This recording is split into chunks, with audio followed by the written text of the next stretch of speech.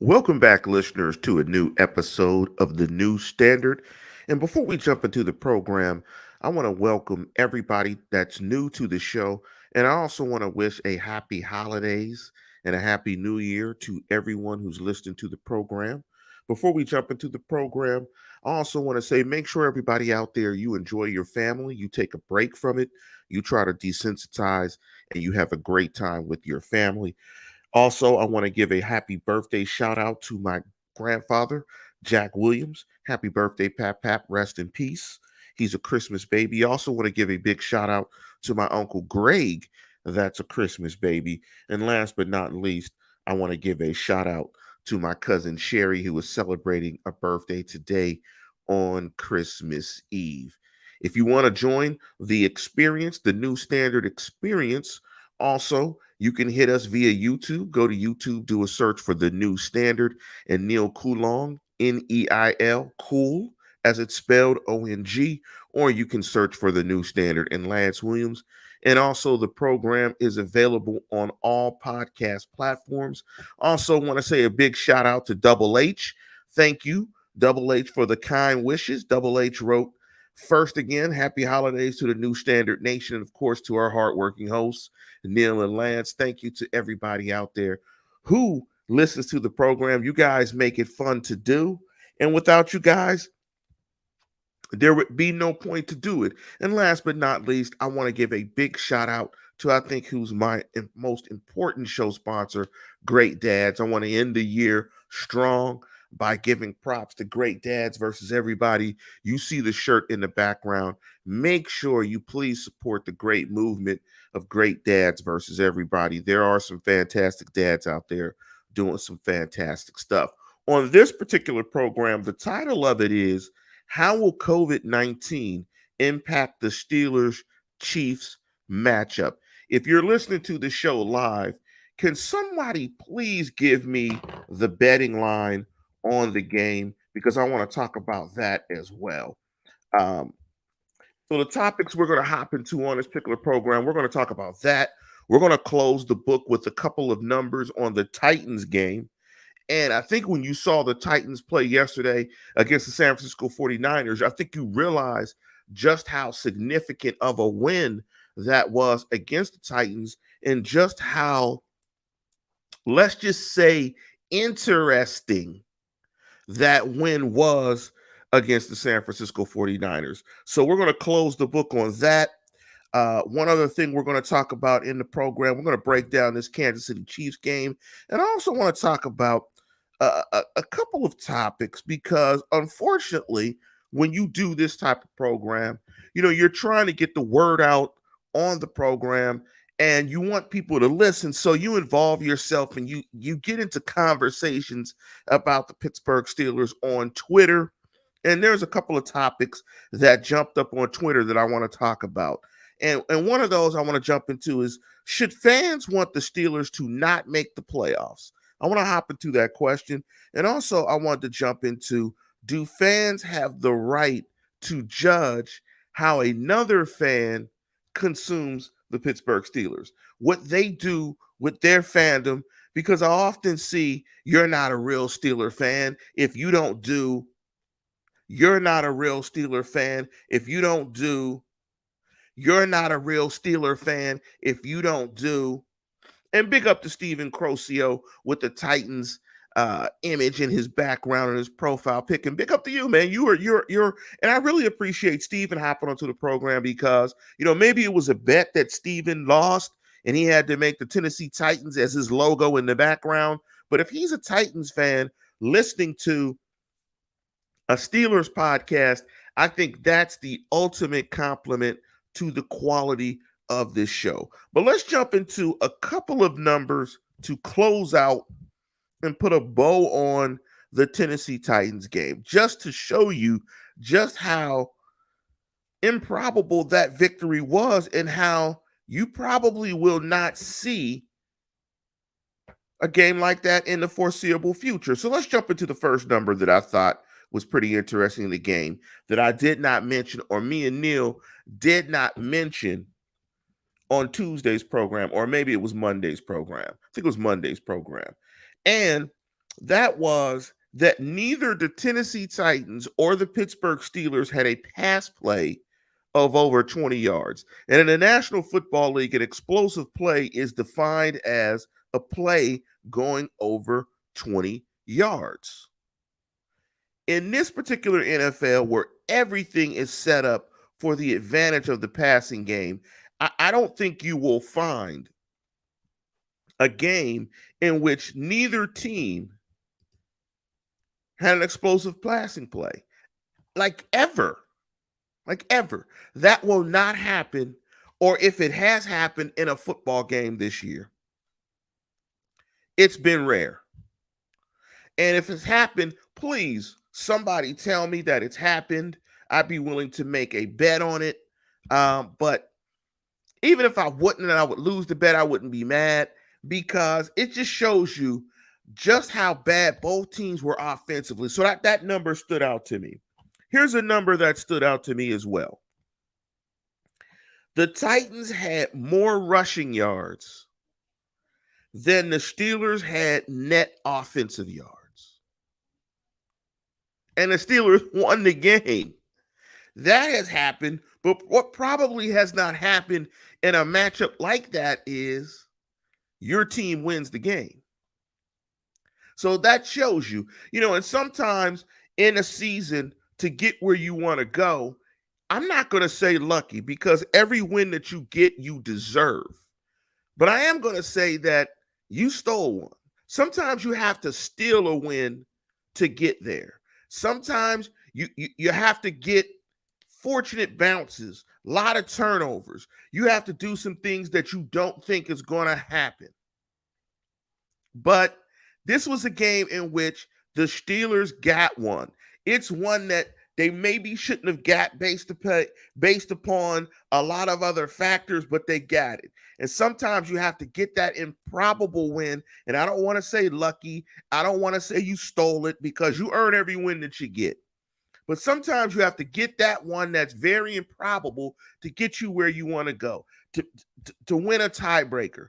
But when I look at the Steelers, I think the tie is going to be the thing that is going to be the issue for them as they try to make it into the playoffs. Because at 8-6 instead of 7-6-1, they'd be looking pretty if they could just get one more victory and finish 9-8, or because I always get this confused because it's 17 damn games.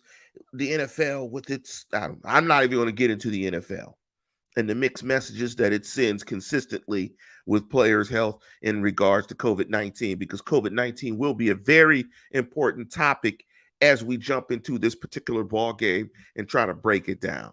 So Steelers got an improbable one. The last one, and I want to credit this to Aditi, Steelers reporter for ESPN. She said the following: you want some more perspective on how utterly amazing the Steelers went over the Titans was yesterday?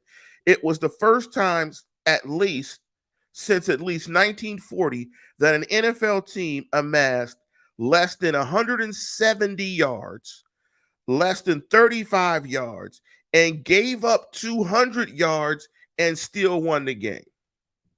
That just shows you how improbable it was that they won the football game.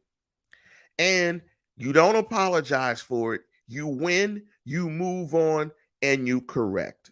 So let's turn the page on that game. Let's put a bow on it. Great victory for the Pittsburgh Steelers.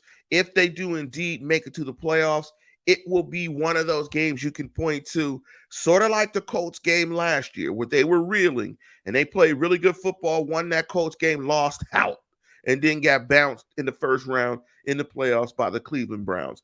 And I want to remember that Cleveland Browns game when we get back to the other topic in the show where we talk about should the Steelers make the playoffs. And big up to Jamie. Thank you for the well wishes, my brother, and Merry Christmas to all of you out there. Happy Hanukkah, happy Kwanzaa, happy Festivus to all of you guys out there. So let's jump into the big news and the injury reports. One of the big news items that's coming out and that's been reported, and this was something that Me and Neil we're going to talk about. And also, please say a prayer for Neil, that Neil travels safely. Neil is making his commute back to Minneapolis, and let's hold Neil in his prayers. I think Neil is on the route. I think it's going pretty well. We've gone back and forth in terms of some tweets and some texts and stuff, and it looks like Neil is making his way. Hopefully, he will arrive in Minneapolis before Christmas starts. And big up to Steve Crosio again, who's active in the chat, Tennessee Titan fan. And thank you. And this show is welcome to any fan of any fan base. If you want to jump in and just talk about some good football, we talk about good football on this program, so you are welcome. And please spread the word. Give us a like and a subscribe. And Neil, there was a tweet um, that Neil made earlier this week in regards to Adrian Kleem, it being teased that Adrian Kleem is not auditioning, is interviewing for some new interviewing for some new jobs. I think it's at Oregon because I'm trying to talk and read the tweet at the same time, and clearly it's not working. So let me just read the tweet. Dan Lanning is looking in to bring Steelers offensive line coach Adrian Kleem to the same spot at Oregon to be the offensive line coach at Oregon per ESPN Rittenberg. And Neil's tweet also, he said, I don't recall a Steelers assistant leave for another position unless it was reasonable to suggest he was encouraged to do so. Sean Krugler rings a bell. And we talked a lot about the inconsistency of this offensive line. It's a young line, so you expect some growing pains. What you don't expect is inconsistent football by Dan Moore and by the rookie center and by Green. You don't expect inconsistent football uh, all year. You want to start seeing the players get better. You want them to establish a better baseline. And right now, what they're establishing is a baseline of bad tape. And you don't see them getting better. In fact, you see Kendrick Green getting worse, regressing, getting beat up physically. You see more with his struggles to continued struggles. You see the continued struggles of the running game and pass protection. You don't see this offensive line getting better in any way, shape, or form. What you see it doing is treading water. And so to that point, what I think this means is that Adrian Kleem will be replaced.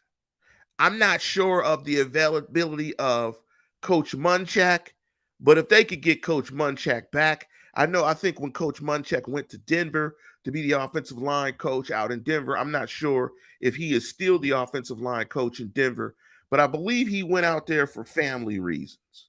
I think he wanted to be closer to his daughter. I think he wanted to be closer to his grandkids. And so he went out there. And there was some thought that at the time when he went back to Denver to be part of that staff that possibly, there were some issues between him and Mike Tomlin and so on and so forth. I don't think that was ever corroborated by anyone in the media or even talked about much. It was just speculated at the time.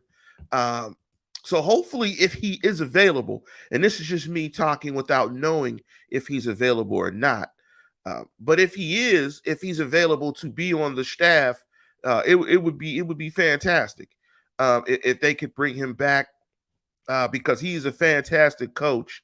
Um, but I guess even if he wasn't available, I guess he could resign and then go back to the Steelers if he wanted to. And I'm looking at it right now. He still is the offensive line coach for the Pittsburgh Steelers. Mike Munchak, Hall of Famer, gold jacket guy, one of the best guards to ever play. 28 years experience as an offensive line coach. It would be awesome if he were able to return. But let's jump into a breakdown of this game between the Kansas City Chiefs and the Pittsburgh Steelers. And I think the biggest thing that's hanging over this game, of course, is COVID-19 and I believe it's pronounced Omicron virus, or Omicron variant. If not, I will use Omicron, and I probably will go back and forth with each. And I think the significant thing that is showing up in this game is injuries due to COVID and being on the injured or the COVID reserve list. And when you look at this game, that is having a tremendous impact on the game, because when you look at the injury report, you have significant players in the game on the injury report, particularly on the Kansas City Chiefs side. Now I'm looking at the line right now. The line is at a -8.5, and the over under is at 40. And I believe the line started at 10.5, if I'm not mistaken. I'm not a gambler, so uh, correct me if I'm wrong there. And and that's because primarily when you look at the Kansas City Chiefs list, and this was listed a long time ago, you have Travis Kelsey and Tariq Hill out due to being placed on the reserve COVID-19 list. Also, you've got Harris Butler or Butker, excuse me, their place kicker was placed on the reserve COVID-19 list. You've got Blake Bell out, was placed on the COVID-19 list. Their tight end. You have Rashard Fenton, a cornerback, placed on the reserve COVID-19 list. Nick Bolton's on the list. Kyle Long is on the list.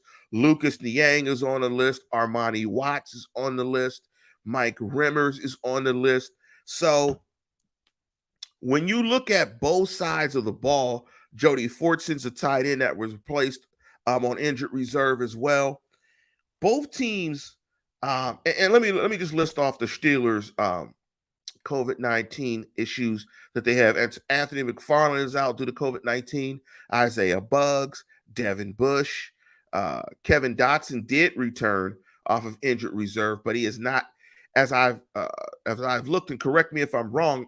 I don't believe he's been activated yet. Zach Banner is out. Marcus Allen is out. So both teams are going into this game really beat up physically. Both teams have a lot of issues in terms of COVID-19. And so it's really hard to predict, how this game is going to go. But for the Pittsburgh Steelers, I mean, it is, unfortunately, you don't want to look at it this way because, you hope everyone is healthy. But when you look at the Pittsburgh Steelers in terms of breaking down this game, um, it's going to be advantageous to them that arguably two of the best players at the position in the National Football League, and shoot me if I were to say this, I think Cooper Kupp might be the best wide receiver this year. And speaking of player stuff, before I get into the breakdown of the Chiefs game, big up to TJ Watt, big up to Cameron Hayward, who were selected to the Pro Bowl. One possible snub. Deontay Johnson, I think, had better numbers than Keenan Allen. But I think what hurt Deontay Johnson is that the Steelers' offense is trash. The Steelers' offense is not very good. Um, and also, the Steelers are just okay as a football team this year. Um, and that's not to say that the Los Angeles Chargers are much better than the Steelers. But Keenan Allen has a brand that has been in the Pro Bowl, so I think he got a little benefit of the doubt. I think what'll have to happen for Deontay Johnson is he will have to put up another season like this before he gets considered. And let me jump into the comment from Dave U. And Dave, Merry Christmas to you. I think the NFL needs to adopt a bye for all teams when COVID gets bad for player safety. That would be reasonable if you thought that the NFL cared about player safety. And I don't know if you've if you've read some of the modifications to the COVID-19 list. Essentially, they set it up to where asymptomatic players can play. Makes no sense to me. But we won't get into that. I will not digress. But when you look at the backdrop of how COVID-19 has impacted this game, I think actually, I did say it makes it harder to predict, but what it does is I think it makes the game even easier to predict and easier to look at this game. I mean, you're looking at a game in which I think you clearly have, as the line would suggest, at 8.5, a better football team. The Chiefs are a better team. And the Steelers going to Kansas City to play a hot Kansas City Chiefs team, who right now is the number one seed in the National Football League, or excuse me, in the AFC. By no means is Kansas City bulletproof. But when you look at both teams, just if, and I'm going to give you some numbers to back up some of my thoughts on this game, but just at first blush, when you look at these teams, you don't really think that there's an equivalency here. When you look at both teams, you clearly think that the Chiefs are better. I mean, you're looking at a Chiefs game or a Chiefs team who's plus 89. You're looking at a Steelers team that's minus 44 in terms of point differential. And what that means is the Steelers are giving up about or getting about 20 points per game, and they're giving up about 25. That means they're basically getting outscored by close to probably about 3.5, 4 points per game over a field goal. What that suggests to you, just if you didn't know anything else about these teams, one team is pretty good, one team is not pretty good. And that team is the Pittsburgh Steelers. Now, in fairness to the Steelers, they're just an average team. They're not the Jets. They're not the Texans. They're not the Jags. They're just an average team. And this year being an average team is a good thing for the Steelers because the AFC is average. And very rarely in this past decade, at this point in the year, would the AFC leader, the one seed, only have 10 wins or would have 4 losses at this point. That's the rare thing. So the Steelers are kind of just slotting into mediocrity. And big up to Melvin. Thank you for hopping onto the program. Don't worry, Melvin, about being late. And Melvin talks about how the KC defense is not great at all. But the Steeler offense is not great at all.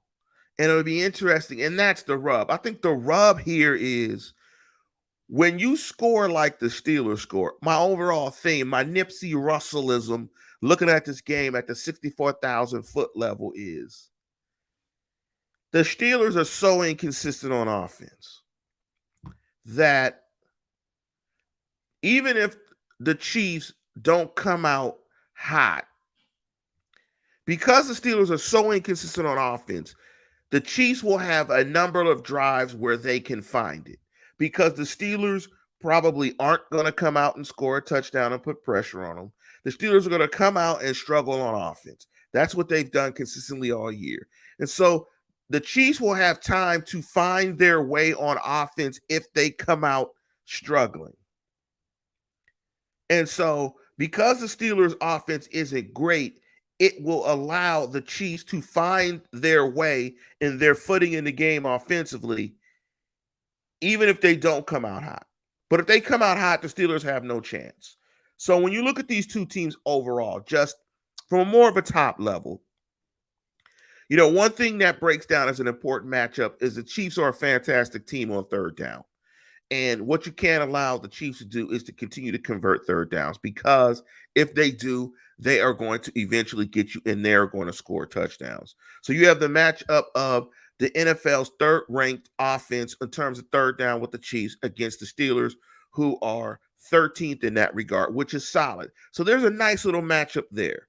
And if the Steelers can play solid football on third down, or even if they can slow play a lot of too-high shell, a lot of cover 2, cover 6, which a lot of teams have been doing against the Kansas City Chiefs this year to try to hold that big play offense in check. And with Tyreek Hill and Travis Kelce being out, I think that would be the prudent route to go for the Pittsburgh Steelers. Play a lot of cover 2, a lot of cover 4, a lot of cover 6, 2 high safeties. Keep that explosive offense in front of you. But the Steelers, with the worst rushing defense in the National Football League, giving up about 5 yards a carry. If you play the 2 high safety game, you're going to have to be really good in your front seven and keeping the Chiefs running game down. So, and that's one of the issues in this game is for the Pittsburgh Steelers is to play that strategy. And you've seen the Steelers do that in recent years against the Chiefs, is play a too high safety shell against them and try to keep everything in front. But to do that, you have to be able to control the running game with seven. And that's what I think will be the key in this particular game is can you control the Chiefs running game with seven? When you talk about the Chiefs, and the reason why you want to play a too high cover shell, because they have backup speedy guys that are still effective, and the offense is still very schemed. They are averaging, 7.1 yards per pass, which is 10th in the National Football League. So they are explosive. But the big number for the Chiefs when you play the Chiefs is you're going to deal with a bunch of pass attempts. And so the Chiefs do run it, or excuse me, they do pass it 40 times a game. So that's an issue. They get 287 yards a game passing the ball, and they're very good in terms of pass protection. They've only given up 25. And I think that's the other key area where the Pittsburgh Steelers have to win in this game. TJ Watt, Cam Hayward, and that front seven has to be on fire. They have to be able to get pressure without blitzing.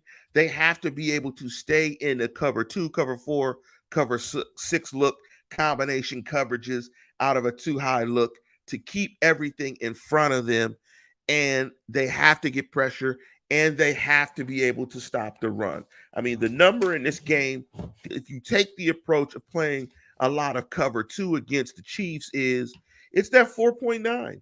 I mean, the Steelers run defense dropped from 4.9 to 5, or excuse me, from 5 to 4.9, but man, it's basically the same. I mean, they have to do a much better job controlling the running game.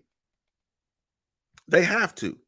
If they don't control the running game, they have no chance of winning this game. And that's the problem with this defense, that the only thing that the defense does well is rush the passer, in which I think they have the second most sacks in football. And here's a number to tell you why teams do not respect the Pittsburgh Steelers rushing defense. Excuse me. Teams are running it 30 times a game against the Steelers, which is the 27th most in the National Football League.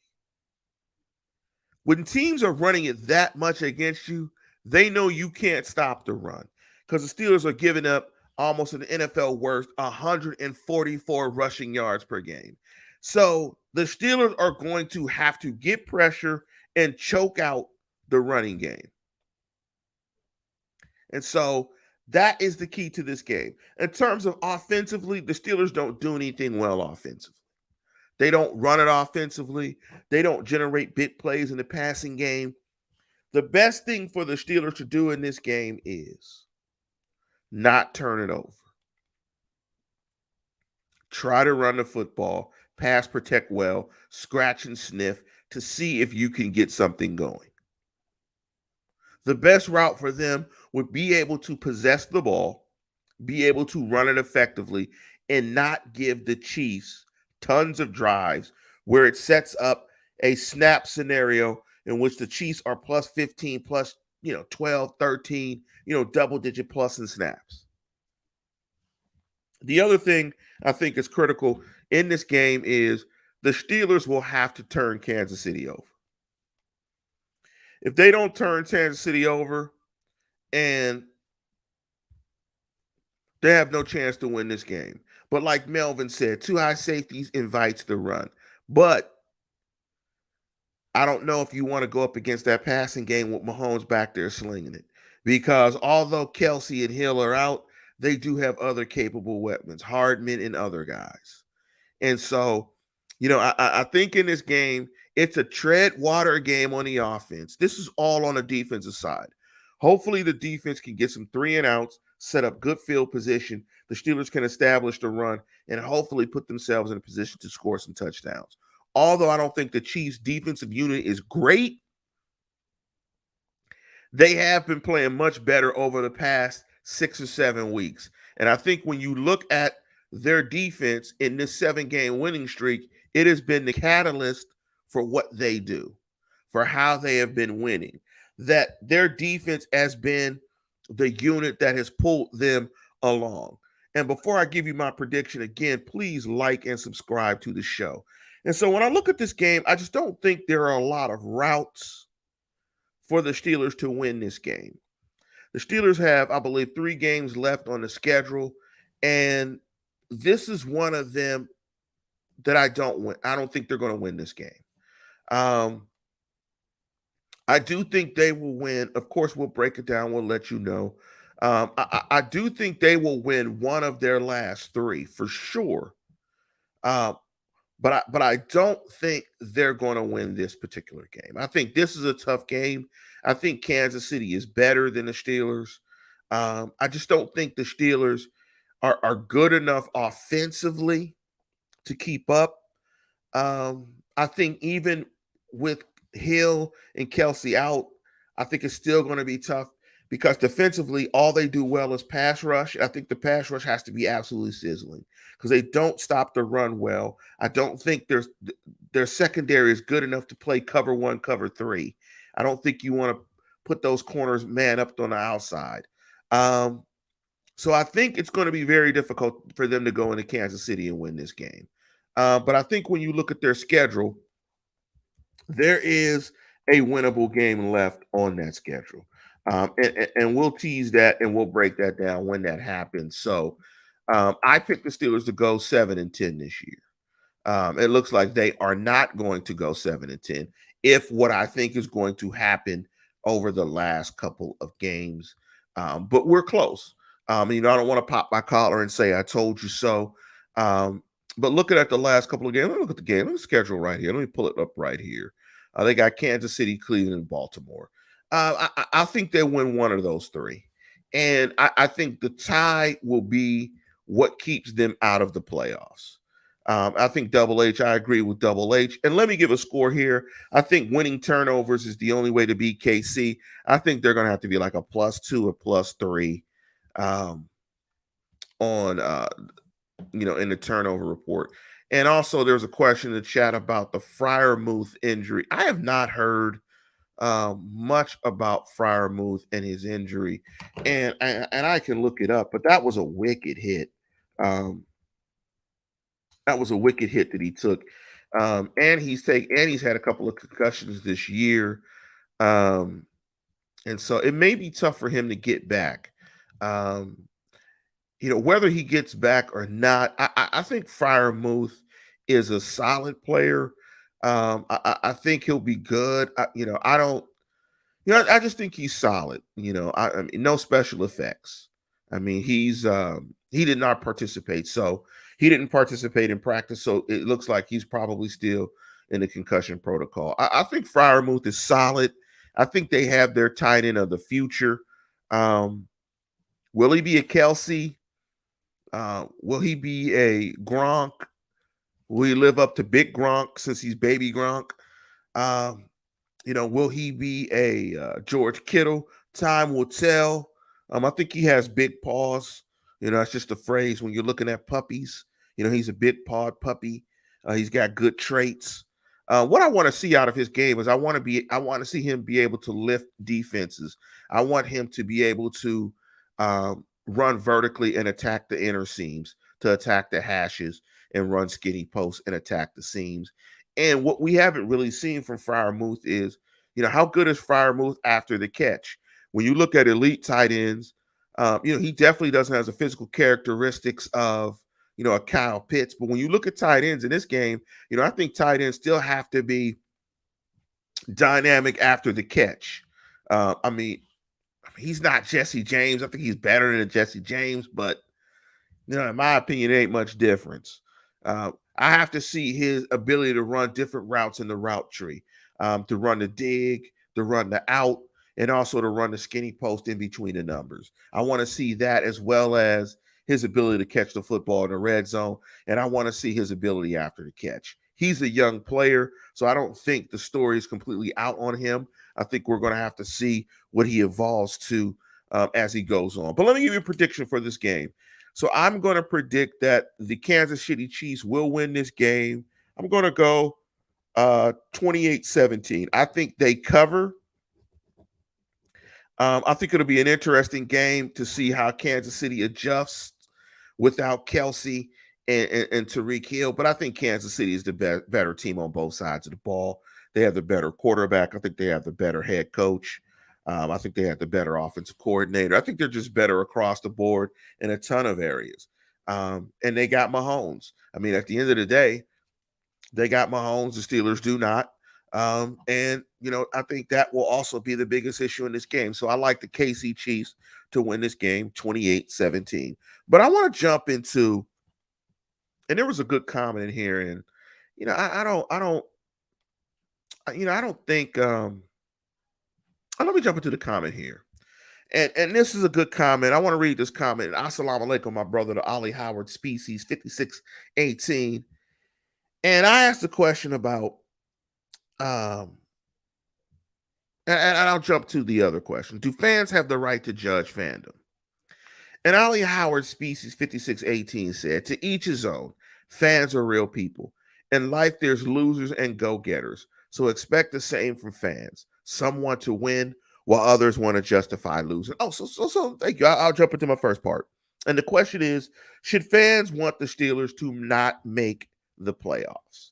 And, if you've listened to the show, you guys know about my head coaching experience at the high school level. And Ali Howard Species said, Lance predicted the loss, so the Steelers are going to win by 50. And as a head coach, there is something that you learn, in my opinion, from winning and something that you learn from losing. And you guys are going to say, oh, damn, Lance, you're Sherlocking us right now. And what you learn primarily from winning is how to win. And what you learn from losing is how to lose. What winning does is it validates your preparation. It validates what you've done as a football team and as a coaching staff to win. It validates that. Now, sometimes winning can be intoxicating and you can start getting lazy in your preparation and your habits because you just assume that you're going to win and you take it for granted. That can happen. Losing teaches losing. So when you lose, you lack confidence and you don't know what it takes to win. You just know what it takes to lose. So everything that you do in terms of preparation is getting you prepared to lose. So if I'm going to pick the two, and this is competitive football, they're not playing for kicks and giggles. I would rather win. The other reason, I'm of the fan of I would want my team to win. Also, because it validates the time that I put into the podcast and to watching it. I don't want to give up my time to watch them lose. I don't want to do that. However, here's the caveat. And here's where I understand why some people would want them to lose. Because in football, presumably, if you lose, especially when you're sexy tanking and you're in a rebuild, what losing would do for the Pittsburgh Steelers is, because I don't think it would be great for this team to make the playoffs. Right? They get the winning, they get the taste of winning in their head. So that's great for a young football team. It validates their work. They know what it takes to get there. They feel that pressure, that nervousness. Getting to the playoffs is always a good thing for a good team. And it's a process of winning. You have to learn how to win. So getting to the playoffs is good. It gets you to that next step. But only if it gets you to the next step. Because is getting to the playoffs for one season and potentially not getting there for several seasons after that better than getting into the top 10 in the draft and securing great draft capital in your rebuild. And that I think is a fair argument. Now, if you told me they would get to the playoffs and that would kick off a 5-year playoff run where they eventually cap that off in a Super Bowl, of course you choose that. But nobody has that crystal ball. And when you look at this roster, you look at all the holes: offensive line, defensive line, secondary. You got both safeties could be in free agency. TJ Watt, needs more help in terms of the pass rush. So does Cam Hayward. What's happening with Stephon Tuitt? What's going to happen with the cornerback position with Joe Hayden? What's going to happen with it's what's going to happen with the what's going to happen what's going to happen. You got a whole bunch of what's going to happen with this roster, and they don't have a quarterback.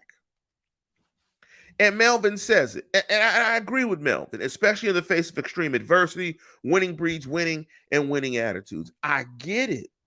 I understand. But what also breeds winning is a good ass roster. What also breeds winning is a better offensive line, a better center than Kendrick Green, a better tackle than Dan Moore, a better tackle than Chooks Okorafor, a better inside linebacker than Robert Spillane, Devin Bush, or Joe Schobert, a cornerback to replace Joe Hayden, a quarterback that's better than probably the Steelers starting quarterback next year, Mason Rudolph. So it's a hard, it,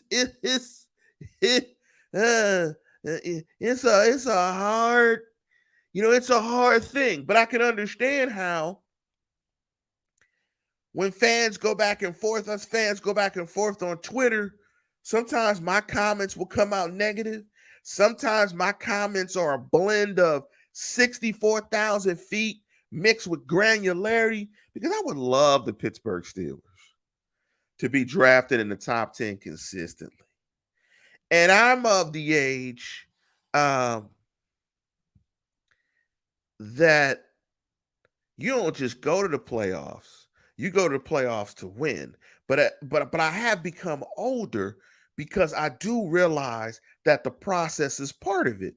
And Ollie Howard Species 5618 said people are blind on draft picks. Better picks don't equal wins later. Jarvis Jones and Artie Burns. You are absolutely correct. But you do need draft picks. Draft picks don't guarantee anything except that they're drafted. They are unknowns. I understand. But you can't build your team strictly on free agency, because free agents are unknown once they go to your team as well. So it's a game of unknowns. You just have a little bit more certainty around free agents. If you got Jalen Ramsey, all of a sudden, you might have the best cornerback in football. You do know that. There's enough tape to suggest that. But what you don't know in that scenario is how Jalen Ramsey acclimates himself to your defense, and can he do what you ask him to do. But draft picks are essential, particularly when you have as many holes on your roster as the Pittsburgh Steelers. So, if they drafted in the top 10, that would be great. You're at the top of the round each round. You're getting great players potentially all over. Hopefully, cap space is another issue. As James Galway said, cap space also, and they'll have a ton of cap space. So the Steelers have a lot of weapons in their arsenal to rebuild this thing. The Rams, to Ollie Howard Species 5618, the Rams are going to destroy themselves. The Rams' process of how they're building the team with no draft is terrible. However, you do need guys that can play. The draft is part of it. Big up to my guy Grayson Brown. But I lie on the side of winning. I would not mind if this team went to the playoffs.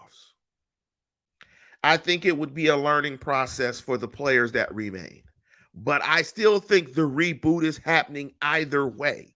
If they go to the playoffs, it is good for the players that remain. But Ben is not playing next year. They will have no quarterback, and they have significant issues. So I don't think it will be a case of if they go to the playoffs, they use that to propel them to multiple playoffs runs moving forward because they're not going to have a quarterback. So that also hits me in the head in terms of, well, if I know they're going to get their ass whooped in the playoffs, why don't they just lose and get a great draft and get great draft picks and be drafting in the top 10? I go back and forth on it all the time, but because I spend so much time doing the podcast and I've been a Steeler fan all my life, I want to see them win. I'm used to winning. I want to see them win. But, and this jumps me to my next point, do fans have the right to judge other people's fandom? I'm not going to judge anybody else's fandom. I'm not going to say you're less of a Steeler fan if you want the Steelers to lose out to set themselves up to have great draft position and better draft capital, because both are an ends to a mean. It's a circle.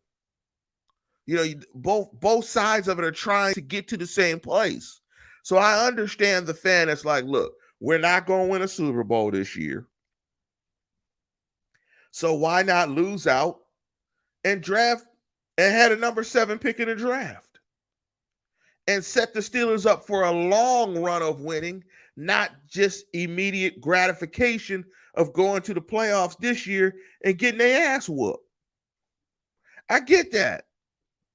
But I don't think that any Steeler fan has the right to tell any other Steeler fan how they should consume the game. Like if you ever watched the Malcolm X movie, and it was a sad scene where Malcolm X got killed in the Audubon ballroom.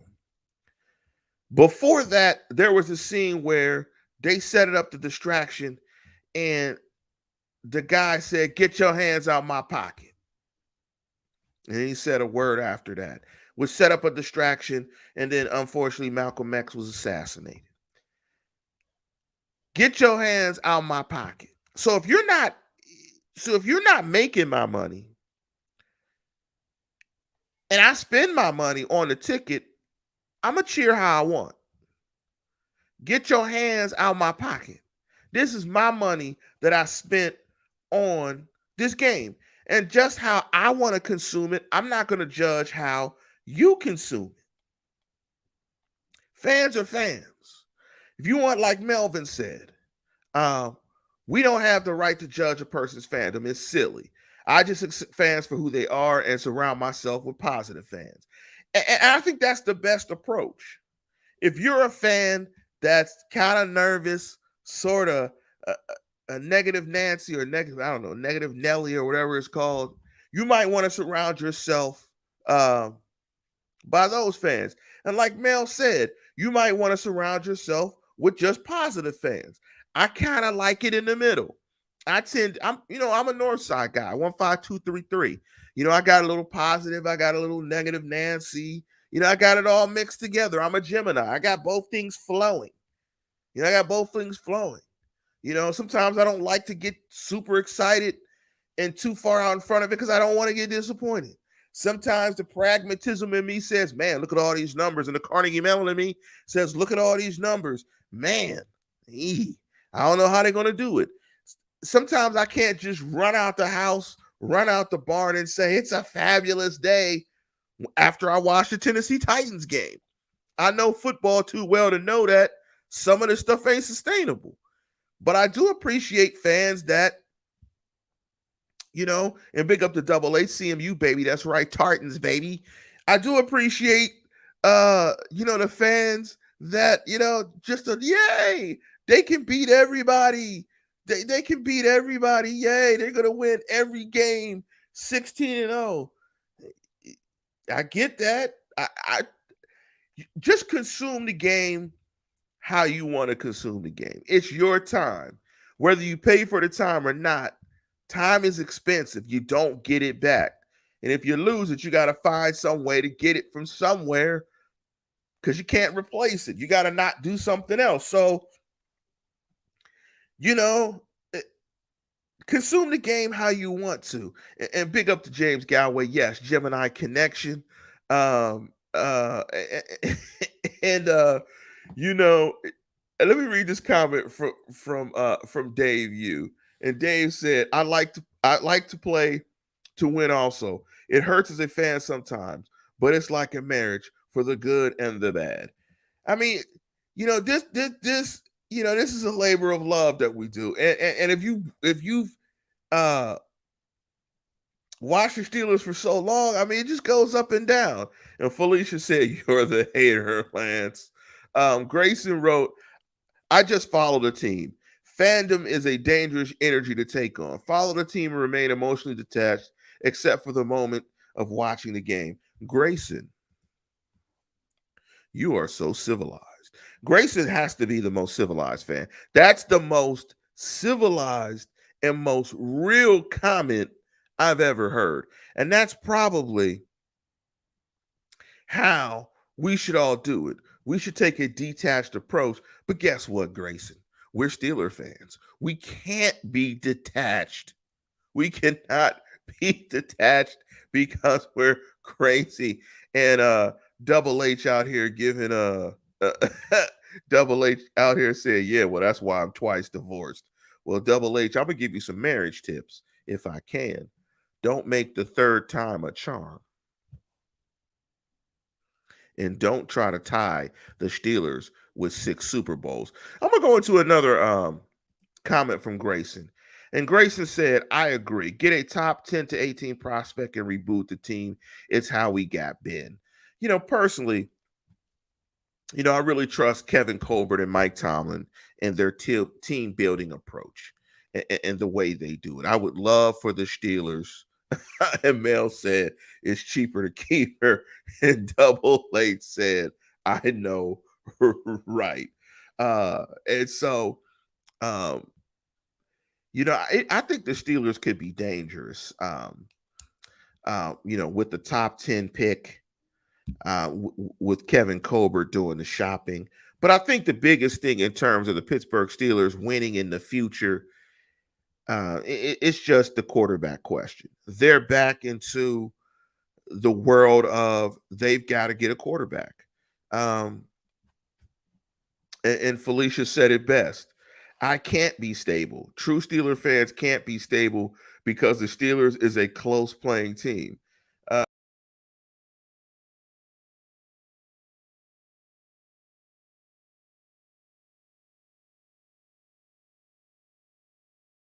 I got kicked out of the stream uh, because Felicia made a reasonable comment and it kicked me completely out of the stream, but I'm back. But we're going to conclude the show pretty soon. And please say a prayer for Neil, who's traveling across the country to Minneapolis. Hopefully, we'll have Neil back on the program Monday. In the comment section on YouTube, give me a YouTube like and subscribe.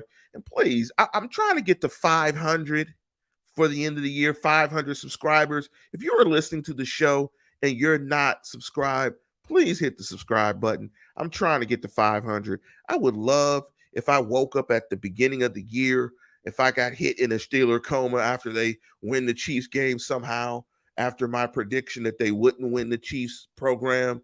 And I wake up and the Steelers are in the playoffs and they win the Super Bowl. Please gift me with 500 subscriptions so I can get to 1,000. I want to get monetized so we can try to do some different things. And I'm going to try to put some music into the program today. So if you don't get the podcast, make sure you go to the podcast, go to Apple, Google, Spotify. I'm going to try to put some Steelers Christmas festival music into the show, some Steelers polka into the show, and let me know how it goes. And Felicia's on a roll. And Felicia said, if your butt cheeks aren't clenching the seat cushions and your heart isn't on life support, you're not a true fan. Well, um, I have been that nervous. I have been that nervous watching the Steelers where I've had to go out the house and walk around the corner. I have been that nervous. I was when I watched the famous game against the Colts where Bussy fumbled. Um, And that famous play, a guy that I was watching the game with, big up to John, just left the house. He slammed the door, left the house, went outside, came back maybe 20 minutes later, and we were getting it in, boy. We was taking shots, we was drinking. He was like, "Didn't they lose?" We was like, "Nah, man. We going to Denver, baby. We going to Denver." Grayson is just man. So it's great, but I don't want to hold you guys too long. I want to thank all of you guys. Hey, the new standard is the new standard. And like Mel said, there's been plenty of times being a Steelers fan is hearing the heart pounding in your chest, and you start pacing and you just start doing silly stuff.